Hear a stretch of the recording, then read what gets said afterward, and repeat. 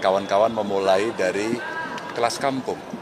Dan kita harapkan ini yang akan memunculkan bibit-bibit unggul untuk prestasi sampai usia itu. Dan ternyata inilah kawan-kawan bupati, wali kota yang dulu sudah memulai itu, dan kita harapkan proses yang kita lakukan itu akan menghasilkan atlet yang hebat, yang sportif, yang ikut aturan dan kelak kemudian menjadi juara. Itu yang hari ini mesti kita apresiasi. Dari pemainnya, wasitnya, pelatihnya, fair play semua. Mesti fair play. Sepak bola mesti fair play. Kalau enggak pasti kita kena hukuman. Ya.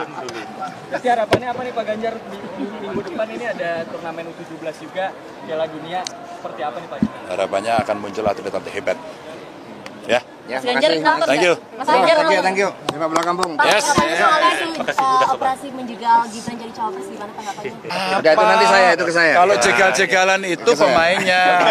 Kalau jegalnya motong striker, wasitnya harus segera tiup peluit, jangan dibiarkan. Itu aja. Tanggapan Mas Gibran untuk menindaklanjuti soal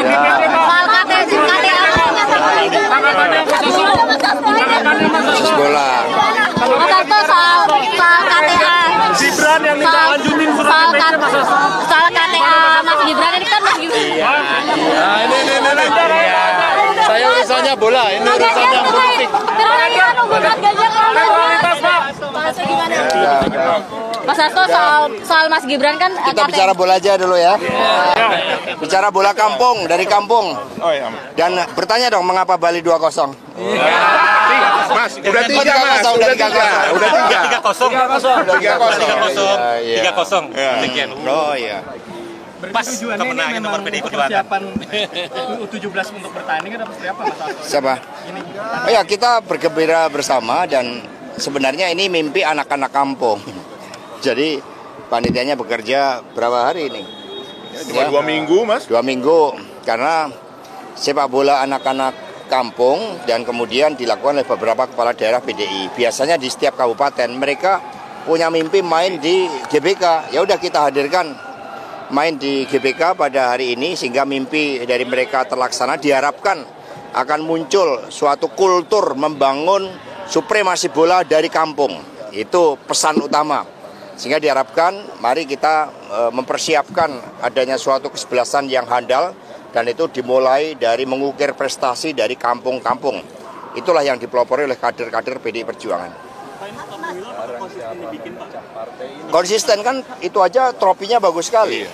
Gitu. Meskipun karena mendadak, ya nanti ada beberapa rancang yang lebih baik. Yang rancangannya udah bagus dari Mas Prananda dan siapa? Ya, seperti itu, sehingga ini akan menjadi kegiatan tahunan ya dari kami.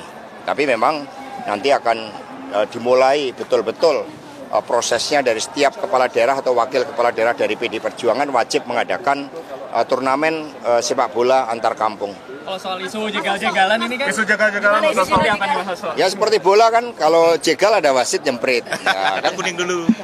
Serta itu kartu merah. Katanya sudah menerima surat dari PDIP soal kembalikan KTA itu dari PDIP, apakah sudah? Dari DPC Mas. Dari DPC ya, kita serahkan DPC. Itu urusan DPC ya. Karena Mas Gibran menerima KTA kan dari DPC.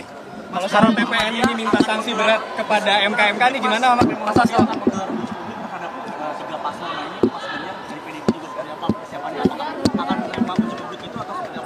Ya, kita kan siap untuk hadir ya, namanya seluruh kapasitas kepemimpinan dari 3 pasang calon, mana yang mengikuti proses, mana yang dipersiapkan, mana yang jalan instan, itu nanti akan kelihatan.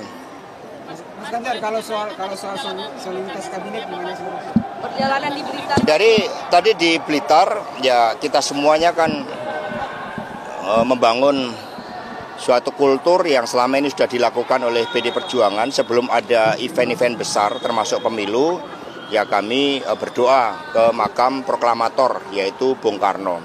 Suasananya sangat bagus, bahkan menurut masyarakat tiba-tiba tadi hujan. Nah, hujan ini kan tandanya baik. Dan kemudian pada saat doa itu bendera merah putih dan bendera kepresidenan itu berkibar. Setelah doa yang dilaksanakan secara kusuk itu tiba-tiba muncul hujan rintik-rintik. Nah, ini tidak pernah hujan selama ini. Iya, suatu pratanda ya doanya, karena memang Pak Ganjar dan Pak Mahfud ini kan didasarkan pada suatu niatan yang baik buat bangsa dan negara. Nggak ada niatan yang lain kecuali membangun Indonesia kita. Mas Hasto, harapan terkait dengan sidang MK Mas, tanggal 7 besok seperti apa harapannya? Ya, Mahkamah Konstitusi itu adalah benteng demokrasi, sehingga tidak boleh dikebiri, tidak boleh ada manipulasi, tidak boleh hanya karena hubungan kekeluargaan, kemudian hukum dikorbankan. Maka kami percayakan sepenuhnya pada Mahkamah Etik untuk mengambil keputusan terbaik demi keadilan.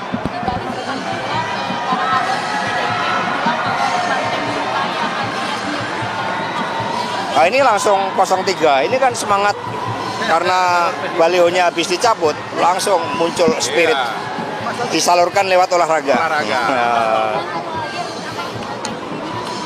menyatakan dukungannya terhadap Pak Prabowo dan juga anaknya salah satunya itu menjadi pengurus paham. Siapa?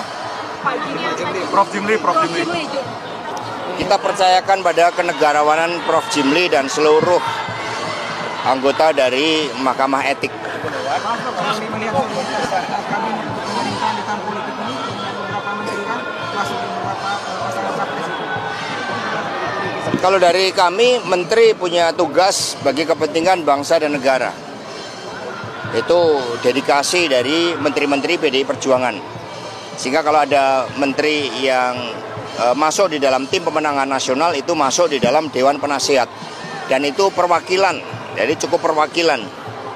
Meskipun menteri dari profesional, dari PDI Perjuangan yang akan membantu TPN itu ada cukup banyak, tetapi demi kepentingan bangsa dan negara nanti cukup perwakilan yang masuk di dalam struktur Dewan Penasihat. Tapi kalau dari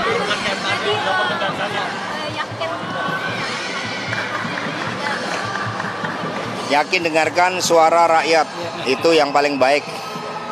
Dengarkan suara rakyat sehingga pemilu dapat berjalan secara demokratis, tanpa intimidasi, berlangsung secara jurdil demokratis. Dan KPU kita harapkan bersama Bawaslu menjadi penyelenggara yang baik, yang betul-betul langsung umum, bebas, rahasia, jujur dan adil. Ya, cukup ya. Terima kasih Mas Hasto.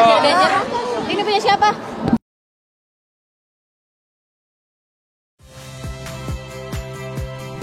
Saya Agin Fridianto. Saksikan terus program-program Kompas TV melalui siaran digital, pay TV, dan media streaming lain. Kompas TV, independen, terpercaya.